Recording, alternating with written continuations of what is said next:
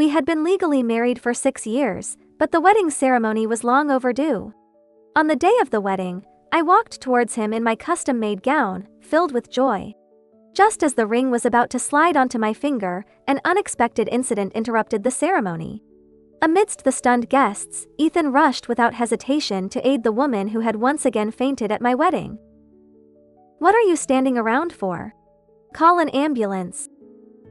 He left with her in his arms, not once looking back.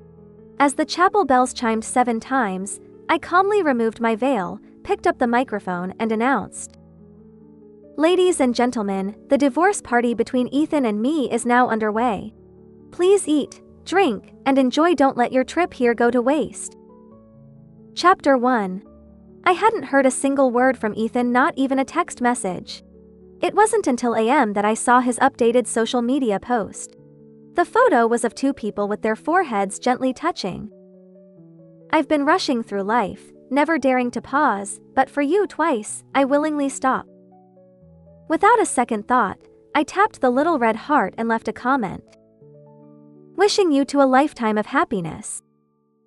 The next second, my phone rang, his contact name flashing on the screen.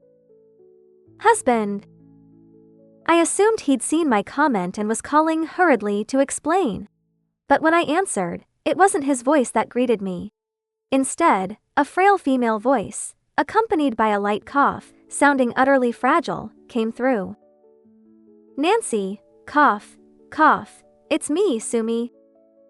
The last sliver of hope in my heart shattered. Suppressing my discomfort, I responded coldly. "What do you want?" I didn't even want to ask why she had Ethan's phone in her possession. Ethan went to the balcony to fetch my personal clothes and forgot his phone. He should be punished. "Nancy, I'm truly sorry. I don't know why I suddenly fell ill, ruining the wedding you'd been looking forward to for so long. Please, don't hold it against Ethan, okay?" After her breathless plea, I heard Ethan's anxious yet tender voice on the other end. "Sumi, didn't I tell you to rest? I could explain everything. Why did you get up?" "Cough, cough, you're always overreacting. I'm not that sick. It's just a minor ailment, but here you are, almost crying with worry."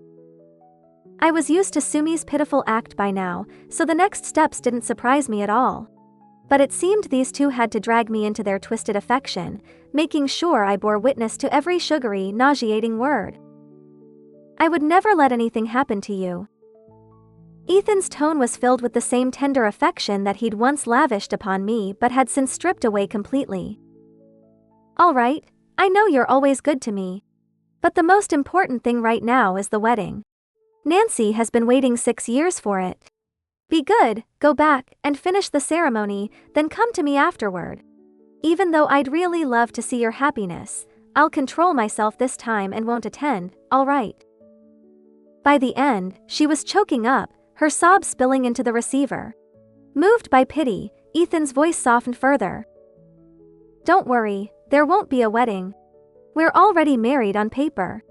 A meaningless ceremony isn't necessary." I froze, his gentle words like a knife to my heart. A wave of nausea rolled through me. Suppressing the urge, I forced a calm smile. "Since you both have so much to talk about, I won't intrude. And Ethan, don't hurry back. I'll send the divorce papers directly to Sumi's home. Don't forget to sign them."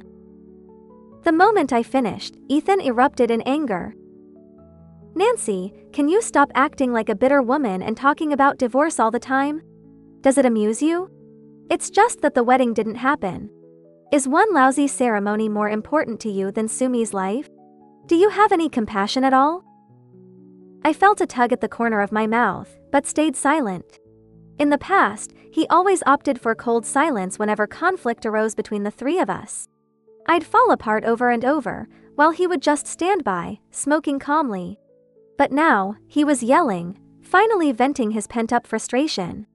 I was the one left behind at the wedding, so why was he the one who was angry? Bitter? Resentful? We'd known each other for 10 years, married for 6. I'd been with him from having nothing to launching his company on the stock market. 10 years in the making, and even the most vibrant rose wilts under the weight of time. Those two words, bitter woman, nullified a decade of memories. Ethan, if you won't sign the divorce papers, I'll go through the legal channels. I was tired. This time, despite the pain, I was ready to cut my losses. Chapter 2. Ethan seemed to sense the fatigue in my tone. After a moment of silence, his voice softened. Isn't it just that you wanted the wedding ceremony? There's plenty of time, we can hold it any day. Sumi almost lost her life yesterday, how could I have just ignored that? Then what about your social media post? Who did you pause for? I couldn't help but laugh. That was just a passing sentiment. Why do you have to dwell on it? Was I the one being petty? Over the years, he'd posted countless subtle sentiments. I used to pretend not to understand because I loved him and he was careful not to cross the line. But that didn't give him the right to humiliate me the same way on my wedding day, not twice. Sumi was Ethan's college classmate. 6 years ago, she pulled a similar stunt during our small but heartfelt wedding ceremony. Just as he was about to say, "I do," this uninvited guest suddenly fainted and had to be rushed to the hospital. Ethan stayed by her side for 2 full days and nights. In the end, our wedding was left unfinished. That night, he posted on social media with the simple message, "Thank goodness, she's safe." Little did I know the true intent behind his words. To spare our relatives the inconvenience of attending a second ceremony, we abandoned the idea of rescheduling the wedding. Seeing my disappointment, Ethan tried to cheer me up, saying, "ZZ, don't be sad. We'll have a world tour wedding someday." I laughed along with him. 6 years later, as I near 30, I wanted to have that wedding as a way to say goodbye to my youth. But in the end, he still chose to pause for her. From the other end of the phone, I heard Sumi's voice laced with tears. "Nancy, I truly didn't mean it. If you can't forgive me, I'll have no choice but to make up for it with my life." Cough, cough. There was a sudden scuffle on the other end as someone grabbed the phone. Ethan's voice became cold as he scolded. "Enough, Nancy. You're holding on to the title of Mrs. Smith, what more do you want? Sumi is already in so much pain. How could you be so cruel, pushing her to the brink? You're heartless." A cold smile tugged at the corners of my lips. Holding on to it? If Sumi is in so much pain and you feel so sorry for her, then give her the title. I'll step aside as Mrs. Smith. At my words, Ethan was at a loss for words. But Sumi, proud as ever, wouldn't want to be seen as a third party or accept the title of Mrs. Smith if it was offered as charity. Moments later, I heard her soft sobbing on the other end. Unfazed by my presence, Ethan comforted her tenderly. "Sumi, don't cry. I'll make her apologize to you." Then, his tone sharpened as he demanded, "Nancy, Sumi is emotionally fragile right now. I want you here in person within half an hour to apologize. If you don't come, I'll sign the divorce papers as soon as I receive them. If this childish ploy of yours..." Before he could finish, I hung up. Though I knew there was no room for reconciliation, his blatant favoritism still twisted a knife in my heart. 10 years wasted, 6 years of marriage. It all felt like a joke. I first met Ethan at a university social mixer. He was everything I found attractive. From that moment on, I couldn't help myself. To chase after him, I even turned down an exchange program and stayed in China for my studies. I spent my free time traveling across the city to his university, engineering coincidental meetings. After 1 semester, he was finally moved, reluctantly agreeing to give us a try. When it came time to marry, I was the one who proposed. And I never thought our love would be cheapened because I pursued him. He was always a good boyfriend and, for a time, a devoted husband. I believed we would continue living a peaceful, happy life. After we married, we worked hard together, struggled, and finally succeeded in establishing a company. But as his status rose, so did the number of exceptional women around him. Yet I never worried.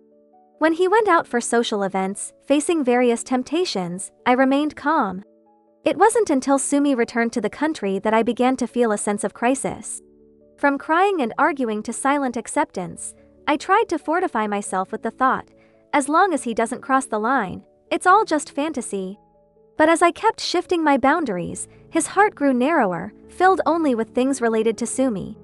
If she felt sad, he'd skip international conferences to comfort her. If she needed to move, he'd, as the CEO, roll up his sleeves and help. If she got sick, he'd stay by her side around the clock. If asked, his reason was simple: since Sumi was alone and hiking, it was only right that he looked after her as an old classmate. He seemed to have forgotten that I was the one he vowed to protect.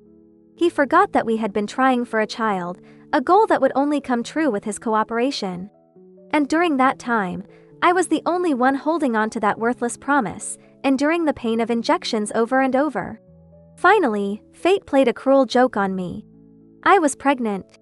But I couldn't keep it. Chapter 3. After packing my bags, I booked a flight for that day. 10 years ago, my parents and brother moved abroad for business. Originally, I was supposed to go with them as an exchange student. But in order to stay with Ethan, I had a huge falling out with my family. They wouldn't even attend my wedding. They didn't come 6 years ago, and they wouldn't come 6 years later. I'm glad they never witnessed the groom walking out twice for another woman. Ethan had no idea how hard it was to build something from nothing. He also didn't know that, although my parents didn't come, they gave me $1 million apartment in the city center. I thought that if Ethan knew I had sacrificed a comfortable life with my family for him, he would feel guilty. So, I continued to pretend to be a poor girl from the countryside in front of him. Without enduring any hardship myself, I quietly sold the apartment in the city center. I used the money to pay off his father's debts so he could focus on his career. The rest, I used bit by bit to cover his business losses. I gave him countless opportunities to make mistakes. And finally, he succeeded. I happily stayed by his side, from living in a rented apartment to owning our own home. I spent my youth. But I forgot, if I didn't care for myself, no one else would. Numbly, I stood up, ready to go to the airport. As soon as I opened the bedroom door, I saw Ethan lying exhausted on the sofa. Seeing my suitcase, he pinched his brow in irritation. "Are you playing the runaway game again? Why didn't you answer my calls?" I glanced at my watch and calmly replied, "What do you want?" Perhaps because I was too calm, he was momentarily stunned. "Nancy, what do you want? Just say it, okay? I left because of an emergency, and you told the relatives it was a divorce ceremony? You're suffocating me. You never listened to my explanations. When I was struggling with the business, she gave me endless comfort and encouragement. Without her, I wouldn't be where I am today. Now that I have the ability, what's wrong with helping her? Why do you have to make yourself miserable and blame me?" So, enduring it all really just required comfort and encouragement?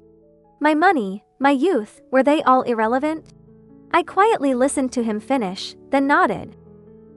"I understand. You don't understand. Otherwise, why would you provoke Sumi? She's been depressed and crying because of your words. You're the only one who can fix this. If you don't go to the hospital and apologize to her right now, this isn't over." His tone was commanding. Just like always. My eyes stung, and I stood there for a long time. His tall figure, once shielding me from the wind and rain, no longer did. He impatiently urged, "Go to the hospital first, or you'll disturb Sumi's rest. I'll take a shower and go to the hospital tonight. There's a dessert shop across from the hospital. Bring her some matcha chocolates. She'll feel better and forgive you." After he finished, I wanted to argue, but the sadness in my heart stopped me. In the end, I just said softly, "Okay." After all these years together, he could clearly remember the preferences of others but could never remember mine. I had eaten countless slices of cheesecake, but he had no recollection of it. I had worn the same floral dress many times, but he didn't even remember that it was the first gift he gave me. When I loved him, I could make countless excuses for him. He was busy, too tired, these were all minor matters. But now, I couldn't convince myself anymore. He simply wasn't willing to invest his thoughts in me, that was all. Ethan thought that he and Sumi were completely innocent, and he never softened toward me. This time, when he saw my overly calm demeanor, his tone softened a little. "Leaving suddenly yesterday was my fault. I'll explain it to all the relatives and friends later. If you want a wedding that badly, I won't deny you." "I want one? He'll satisfy me?" If this were before, I might have argued with him. "That's what you owe me. You promised me. It's your duty." But now, there was no need to say any of it. I simply walked past him toward the door. "Nancy, you're just too bored being a housewife creating trouble for yourself. I warn you, adjust your attitude for everyone's sake. Don't create more trouble." Seeing that I didn't respond to him, Ethan finally dropped the cold facade and muttered meaningless threats at my back. To this, I was like still water, too tired to respond. I just wanted to quickly take care of the last matter before I left for abroad. Chapter 4. In the same hospital as Sumi. I had scheduled an abortion. Over the years, I had taken birth control pills after each time, trying to spare him from the consequences, and in the process, it left me with health problems. When we decided to have a child, it turned out that Ethan was infertile. I had planned to keep the child and leave. I could raise it on my own. But now, every time I thought about having an eternal connection with Ethan, I felt disgusted and almost gagged. When I walked into the hospital, my determination was as firm as iron. But when the procedure was over and I was told that I had lost the child for good, tears involuntarily welled up. After 2 hours of observation in the hospital, the doctor finally allowed me to leave. I got up to leave. As I walked through the hospital corridor, I saw Sumi clinging to Ethan, acting coquettishly. When our eyes met, Ethan was facing away from me. Sumi, without an ounce of shame, deliberately pressed her body against Ethan's. Her chest brushed lightly against him. "Ethan, thank you for always being there for me," she said, her voice purposely loud enough for me to hear. Her smug, despicable look. If it had been me in the past, I would have slapped her without hesitation. But now, she wasn't worth my anger. The evening was growing late, and the exit from the hospital was the closest path. I didn't take a detour, merely walking past them with a calm expression, as though we were strangers brushing by. Ethan froze for a moment, then seemed to want to chase after me. But Sumi clung tightly to him, and he couldn't take a step forward. "Nancy? Is that you?" He recognized me, but I didn't respond. The man grew angry and chased after me, grabbing my arm. When his gaze fell on my pale face, the scolding he was about to say softened. "I asked you to buy something for Sumi, did you get it? I've already told you how to apologize. Why didn't you just do it?" I opened my mouth. "You asked me to come to the hospital, and here I am." "You!" "From what I see, Sumi doesn't look like she's about to die. You should just give her the matcha chocolate yourself. Don't try to be logical with me." The man yelled, then shoved me roughly. I stumbled backward, unprepared, and instinctively tried to catch myself with my hand. The rough ground scraped my skin. The air around us froze for a moment. After a long pause, I slowly got up, calmly dusting myself off. "Ethan, remember to sign the divorce agreement." Seemingly enraged by my words, the anger in Ethan's eyes flared. "You jealous woman, look at yourself now. What a disgrace." I finally couldn't hold it in any longer and shouted. "What am I now? Ethan, I wasn't born a resentful, poisonous, or jealous woman. Up until now, every award design on the company's honor wall was done by me. I've been happy standing behind you, not for you to look down on me as if it's your right. No one is happy being at home washing clothes, cooking, and being blamed for not creating value. No one likes fighting over a mistress every day. That kind of life. Go to hell." My voice grew louder, then slowly faded, like a roller coaster ride, exciting and thrilling, but leaving me empty once it stopped. Ethan fell silent. A flicker of guilt flashed in his eyes but quickly returned to indifference. "Isn't all this just what you've brought upon yourself?" I sneered. Slap. I slapped him with all my strength, feeling the wound on my palm reopen from the force of the blow. How many times had he coldly ignored me? Yet, it was always me initiating the conversation. After so many times, did he really think he was the one setting the rules? Chapter 5. Ignoring the furious couple, I left the hospital with a cold expression. I planned to rest at home for a couple of days to recover before heading abroad. As soon as I lay down, my best friend called. If this were before, I might have argued with him. That's what you owe me. You promised me. It's your duty. But now, there was no need to say any of it. I simply walked past him toward the door. Nancy, you're just too bored being a housewife creating trouble for yourself. I warn you, adjust your attitude for everyone's sake. Don't create more trouble. Seeing that I didn't respond to him, Ethan finally dropped the cold facade and muttered meaningless threats at my back. To this, I was like still water, too tired to respond. I just wanted to quickly take care of the last matter before I left for abroad. Chapter 4. In the same hospital as Sumi, I had scheduled an abortion. Over the years, I had taken birth control pills after each time, trying to spare him from the consequences, and in the process, it left me with health problems. When we decided to have a child, it turned out that Ethan was infertile. I had planned to keep the child and leave. I could raise it on my own. But now, every time I thought about having an eternal connection with Ethan, I felt disgusted and almost gagged. When I walked into the hospital, my determination was as firm as iron. But when the procedure was over and I was told that I had lost the child for good, tears involuntarily welled up.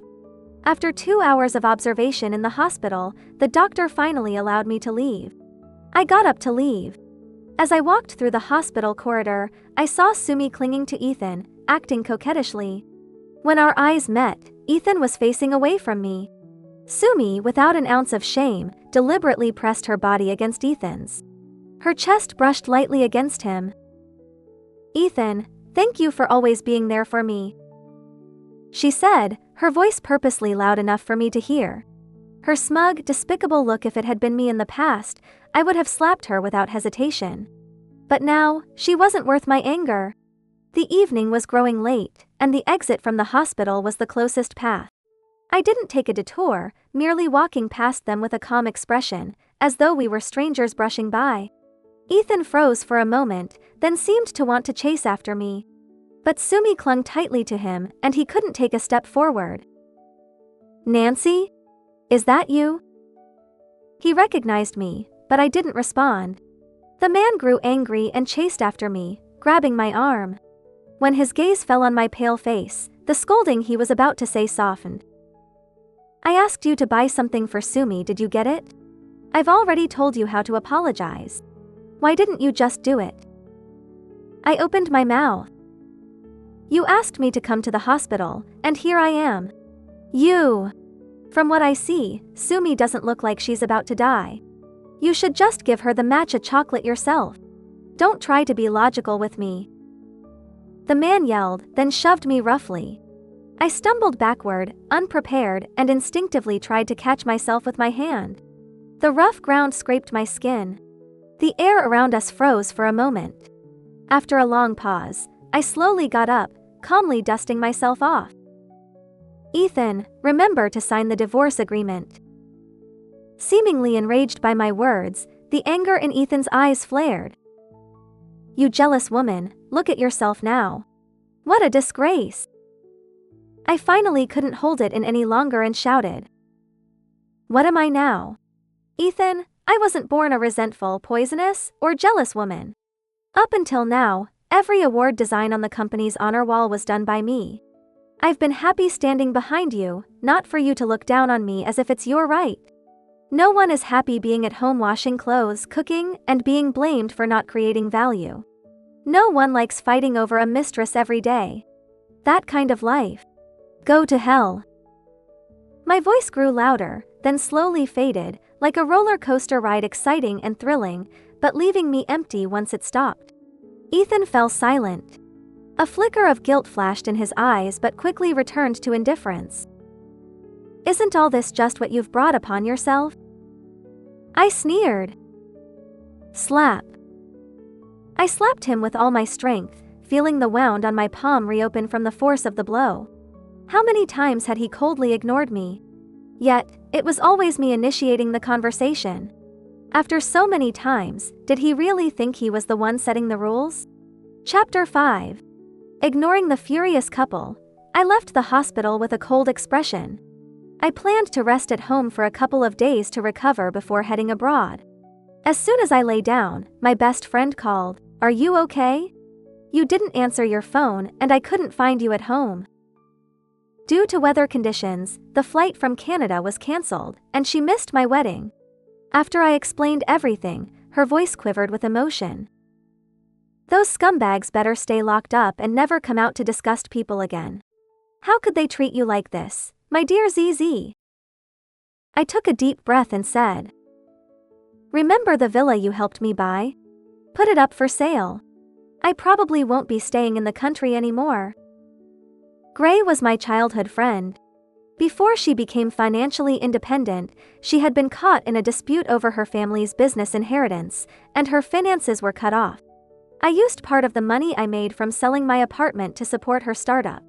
After she succeeded, she insisted on buying a riverside villa for me. The only problem was that the villa was in her name. Her reasoning was that she didn't want the property to be split in half if it ended up in the hands of Ethan. At the time, I had laughed it off, thinking she was overreacting. But now, 3 years later, I was the one who had been proven wrong. Gray's voice crackled through the phone. "If you won't be in the country, then I'll sell it. ZZ, I'll make sure to find you the best divorce lawyer." I trusted her with that. She was more than capable. But when things go wrong, they always seem to spiral. The next day, Gray called again, telling me that someone had already moved into the villa. At first, I thought there had been a mistake. But when Gray sent me a video, I saw that the address matched perfectly. The surroundings were familiar too. With a puzzled expression, she asked, "ZZ, tell me the truth, did you tell that scumbag about the villa?" I answered without hesitation, "No." When Gray insisted on buying me the villa, it was to keep it away from Ethan, knowing how he might react. I never told him because I didn't want to upset him. But in the video, I could clearly see that the villa, which had been empty before, was now furnished and full of life. Apart from Ethan, who else would be able to live there so openly? Seeing my confusion, Gray continued, "The door locks were changed. I had to get someone to break in. It seems like someone has just moved in. Are you coming to check it out?" Though exhausted, I couldn't ignore the situation, so I took a cab to the villa to investigate.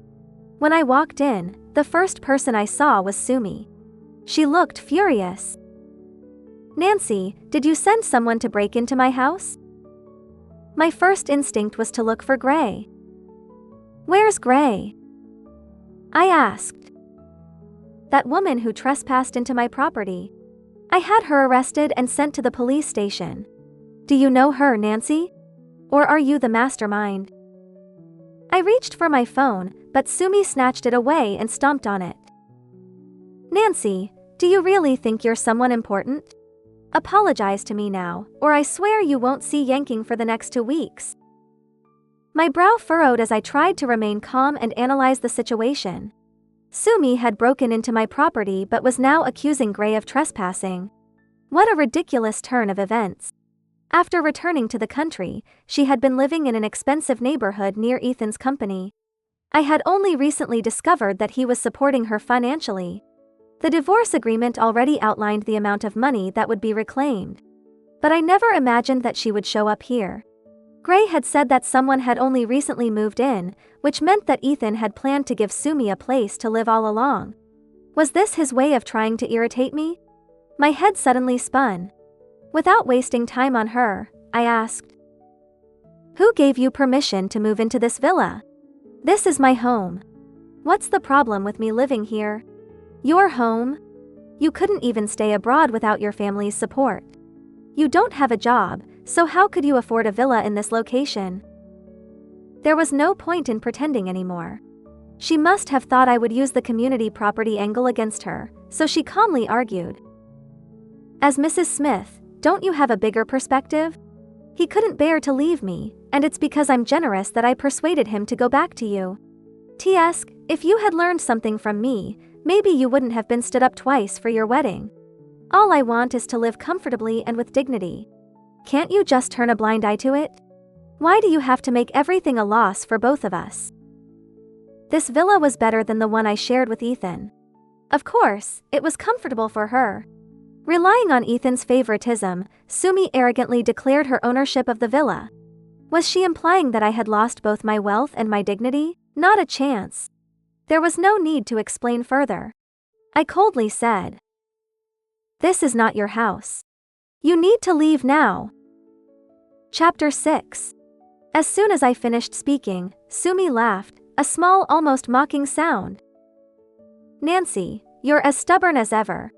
Don't lecture me about marital property." I shot back. "Since Ethan arranged for me to live here, this villa has nothing to do with you." A cold smile tugged at the corner of my lips. "Call Ethan, if you want. Have him come here." Before she could respond, her phone rang. She held it up, clearly eager to show off, as if she had just won some kind of battle. "No need to call him. He always calls me first." I ignored her and bent down to grab my own phone. Gray had texted me, confirming her safety and updating me on the situation. She and the others were on their way, reinforcements in tow. I replied with a simple, "Good." As I was about to exit the chat, I accidentally tapped on my pinned conversation. It was Ethan's name. I opened it, staring at the messages for a moment, my finger hovering over the screen. Without thinking, I scrolled up. The conversation was full of long, rambling texts from me, expressions of worry, frustration, and uncertainty. His responses? Short. Cold. Nothing more than a few words, if that. I let out a bitter laugh. Sumi's words. "He always calls me first," were more cutting than I'd realized. It stung, deep down, but I couldn't exactly pinpoint why. Had I really been so naive? Not long after, Ethan arrived, his presence filling the room with tension. Sumi feigned fear, her voice soft as she called out to him. "Ethan, someone broke into my house. I'm so scared." Without sparing me a glance, he rushed toward her, his eyes immediately finding her, pulling her into his arms and guiding her upstairs as though she were something fragile, something precious. I watched as he didn't even acknowledge my existence. I had seen this before. Even when I had injured myself, when I had been in pain, all he had done was send an assistant. But with Sumi? He had rushed over immediately. I couldn't help but laugh, bitter, humorless. "Sumi, you've just been discharged from the hospital. You should rest upstairs. I'll handle this," Ethan said softly, as if she were a fragile child in need of constant care. Sumi, clearly pleased with his attention, leaned into him, her face lighting up with satisfaction. She basked in his warmth and concern. And Ethan? His gaze was entirely on her. Not once did his eyes wander in my direction. Not for a second. Familiar with the house. He must come here often. How laughable. I had sent the divorce papers to the wrong address, and now here they were, living in my space. Before Sumi could make her way upstairs, Ethan's eyes darted to the surveillance cameras. They were destroyed. No doubt by Gray. Impatience seeped into his voice as he muttered, "Who dared to do this?" Before I could respond, Sumi, adopting a pitiful demeanor, spoke up. "Ethan, I came back to find Nancy had someone break into the house." As soon as Ethan heard my name, his eyes finally landed on me. For a moment, surprise flickered across his face before it was quickly replaced by mockery. "Nancy, what are you trying to do?" he asked, his tone dripping with sarcasm. "What do you think?" I shot back, the words leaving my mouth with ease. His brows furrowed slightly, as if trying to come up with a response. Sumi, sensing an opening, clung to his arm and played the part of the innocent victim. "Nancy, please don't be mad at Ethan. If you're upset, I'll move out, cough cough." Just moments ago, Sumi had been walking around with her usual arrogance. Now, she was coughing as if on the verge of fainting. Ethan immediately became concerned, his attention fully diverted to her. And that's when he dropped the bomb. I renovated this house and let Sumi move in. If you have a problem with it, take it up with me. He said, his tone suddenly firm, as though he believed he held all the power. Is he serious? Gray had bought this house. She said it was for me, but it was never transferred to my name. How dare he act so entitled? Nancy, don't think I don't know this house is yours. Ethan said, his words cutting. But you had it registered in Gray's name to keep it from me. He paused, then added, since it's marital property, half of it is mine. Half. I couldn't care less about his claim. If I hadn't accepted Gray's gift, this house wouldn't be tied to me in any way. But I couldn't help wondering where everything had gone wrong. Had Ethan completely lost his mind? When I didn't respond, his expression darkened. Leave now. We'll talk at home. My phone rang at that precise moment. I answered it without hesitation, speaking only one word. Inside. Ethan froze mid-motion. Nancy, what are you up to now? I said nothing. Sometimes silence speaks louder than words. In less than 10 seconds, a dozen burly men stormed into the room. Gray, her face dark with anger, barked, "Smash it!" In the midst of the chaos, Ethan instinctively positioned himself in front of Sumi, as though shielding her from harm. He turned to me, shouting, Nancy, what are you doing? Gray, walking over to where Ethan stood, threw a property certificate at him. Ethan, are you insane? Get out of my house and take this mistress with you. She shouted, her voice full of fury. Sumi's face drained of color. She thought everything had been arranged by Ethan. But the property certificate she saw in front of her had Gray's name boldly written on it. Ethan, clearly furious, grabbed my arm and hissed, Nancy, don't think I don't know what you've been up to. You invested in Gray. This house is her dividend and it's marital property. You thought you could get away with it because I didn't expose you? He spat, his grip tightening on my arm. Chapter 7. My heart turned cold. Gray had already told me. Ethan knew about the house because a disgruntled former assistant of Gray's had told him. But so what? It didn't matter anymore. Ignoring him, I turned to Gray's lawyer. Lawyer, there's a legal illiterate here. Take care of it. Ethan's face darkened. Nancy, I'm not done with you yet, and you're pushing your luck. The riverside villas in this city are all taken. Only yours was available.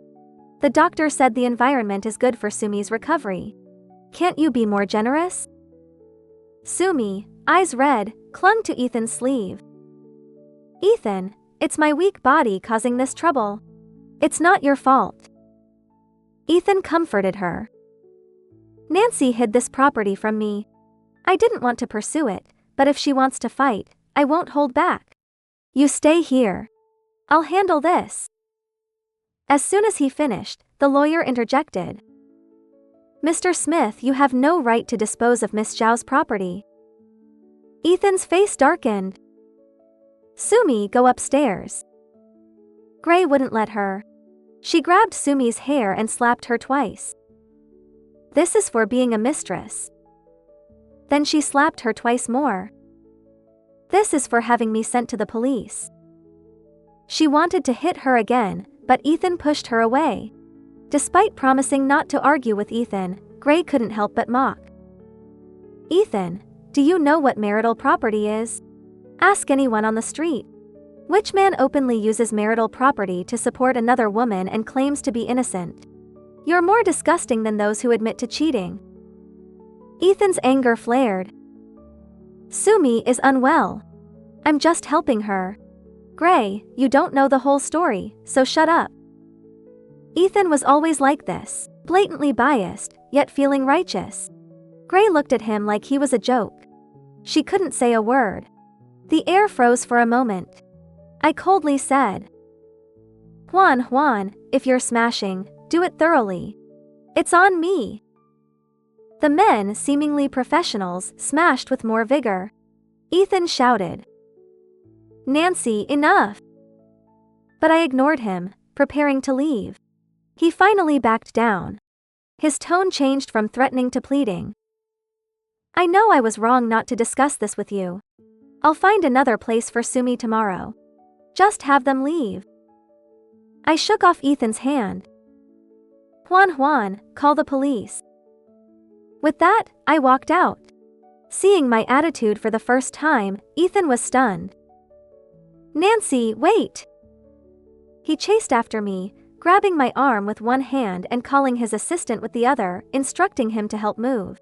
Then he said to me, "Let's go home." Weak from the procedure, I couldn't break free. Gray rushed over and pushed Ethan away. Caught off guard, he stumbled and fell on the broken vase shards. His hand was cut deeply, blood pouring out. Gray sneered, "Serves you right. Ethan, are you okay?" Sumi rushed over, worried. Ethan looked at me, as if searching for concern in my eyes. But all he found was mockery. "Sumi needs to move. Shouldn't you help? Ethan, you've left me for others more than once. Don't think leaving someone else to be with me will make up for it. That's not what I meant." Ethan was at a loss for words. Finding no sympathy in my eyes, he glanced at his bleeding hand. When he looked at me again, his eyes were pleading. As if asking, "I'm hurt, why don't you care?" Yes. In the past, I would have cried in pain for him. After breaking with my parents, he became my only security. I valued him more than my life. I wanted all the world's hardships to bypass him and come to me. But now, I stood calmly, thinking a bit of red suited him. "I don't know what you mean. Sign the divorce papers soon, so you can give another woman a home." With that, I glanced disdainfully at Sumi and walked away. Trash belongs in the trash can. "Nancy, I won't divorce you. Stop dreaming." His voice, hoarse and desperate, echoed behind me. Each word seemed torn from his soul. In a movie, it might seem beautifully tragic. But in reality, it was just laughable. Knowing I didn't want to argue with him, Gray stayed to clear the scene, giving me a moment to breathe. Back home, I printed a new agreement, added a gift, and left it in the study. Dragging my suitcase, I left. Goodbye, my 10 years. Chapter 8. The drama didn't end with my departure. Ethan's affair made headlines for days, causing a scandal. When we started our business, the industry called us the power couple. Even after our success, Ethan would tie my shoelaces in public. So when Gray posted videos of him abandoning me at 2 weddings, the public was outraged at the scumbag and the mistress. Some employees of Smith's company took the opportunity to expose more dirt. When the wall falls, everyone pushes. Whether Sumi's heart condition was real or not, it certainly was now. Her social media was flooded with hate. Seeing the situation, she publicly begged Ethan to marry her. Ethan ignored her. With Gray's pressure and Ethan's scandals, investors pulled out. Smith's stock plummeted. The company was in chaos, everyone on edge. The company had plans to transition for long-term growth, relying heavily on investor funds. But the investors, preferring to breach contracts, collectively withdrew, nearly breaking the company's cash flow. I learned this 2 months after leaving the country. I knew the company's value. The investors had faith in Ethan. I thought Gray's pressure would be rejected. But Gray went all out. Oh well. It no longer concerned me. Gray told me that when Ethan returned home and saw the divorce papers with the ultrasound and abortion records, he went crazy looking for me. He contacted everyone connected to me, only to be met with curses. Everyone called him an idiot for losing someone who truly loved him. But he persisted. Even tried to find my old home. In all our years of marriage, he never suggested visiting my family. I once thought it was a relief, not having to explain my family situation. Now I wondered, was that normal? He never invested love in me. A rural girl like me didn't deserve his love. After much inquiry, he learned my parents and brother were abroad for business, rarely returning. He found out I had defied them for him, leaving them heartbroken. Actually, my parents had softened after the marriage. I had wanted to take Ethan abroad to meet them. But he always mocked me. Your parents didn't even come to our wedding. Why should I meet them? I don't have time. When the company finally had a break, Sumi had issues. It kept getting delayed. My parents just wanted Ethan to show some respect, but he never did, even after our divorce. Ethan, searching for me, rarely returned to the company for 2 months. The board was furious. He refused to sign the divorce papers. Maybe he thought as long as we weren't divorced, I'd come back.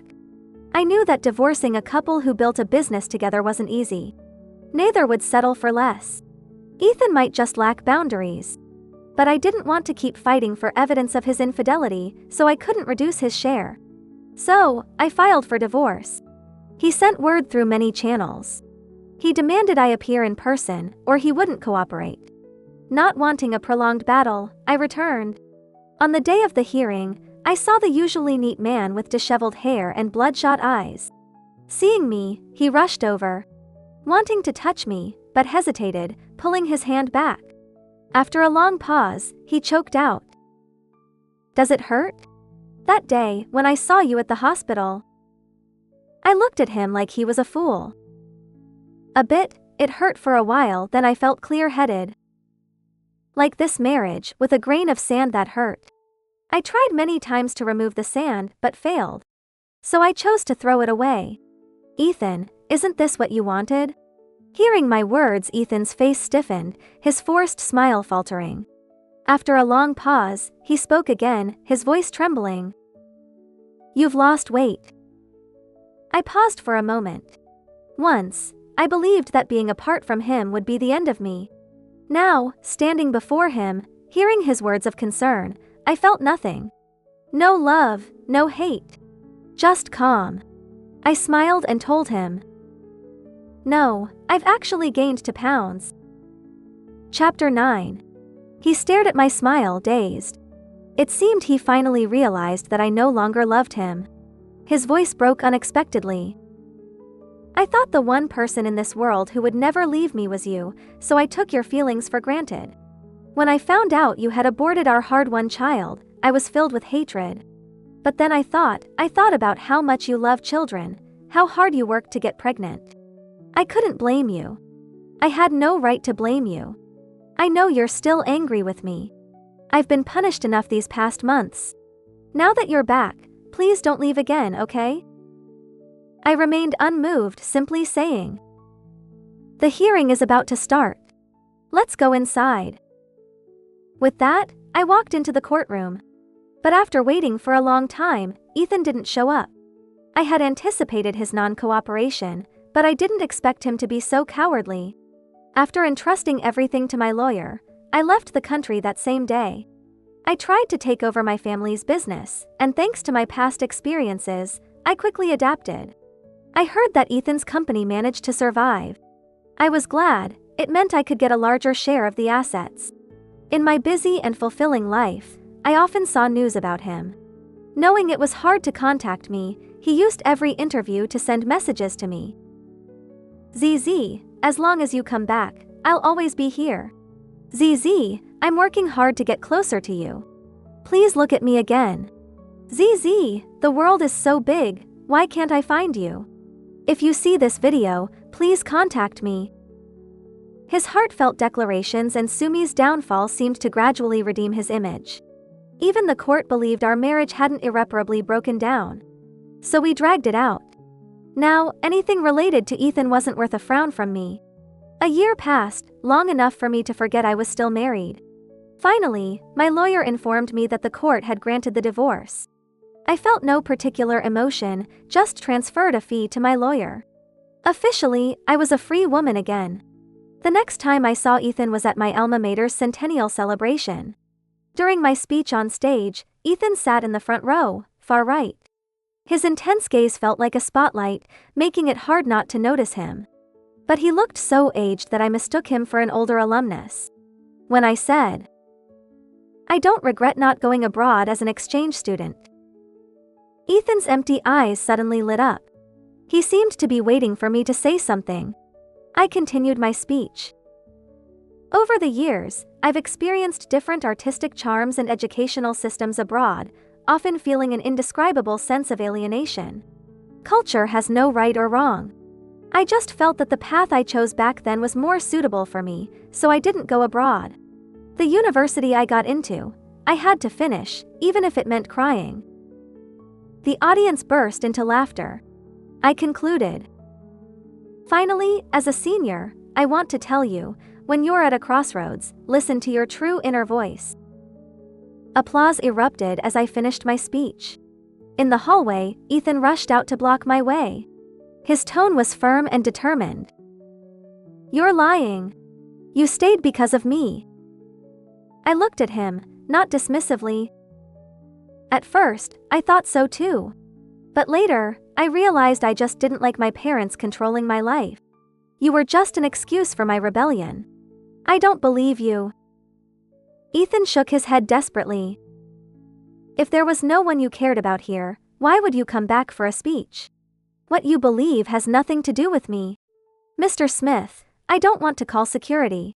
Please respect yourself. No, don't call me Mr. Smith. Ethan looked hurt. Do you know?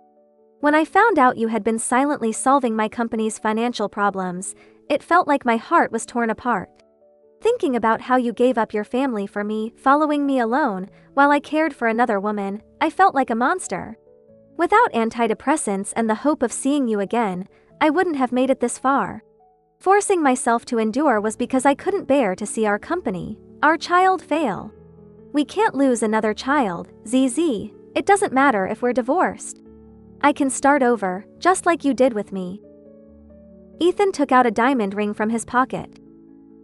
ZZ, I owe you a proposal. I'm making up for it now. Marry me. His ridiculous display of affection made me shake my head. You still don't understand. I chose you out of rebellion, and because the cost of choosing you was too high, I tried to hold on. But in the end, it was all for nothing, so I let go. Throughout this process, there was purpose, there was resentment, but there was never love. Without love, looking at you now, you're no different from a stranger. Understand? Whether my words were true or not didn't matter anymore. But Ethan grabbed his hair, looking pained. Then he started banging his head against the wall, shouting. No, you loved me, you said all your designs were filled with love for me. His commotion drew attention. People quickly came to restrain him. I walked away without looking back.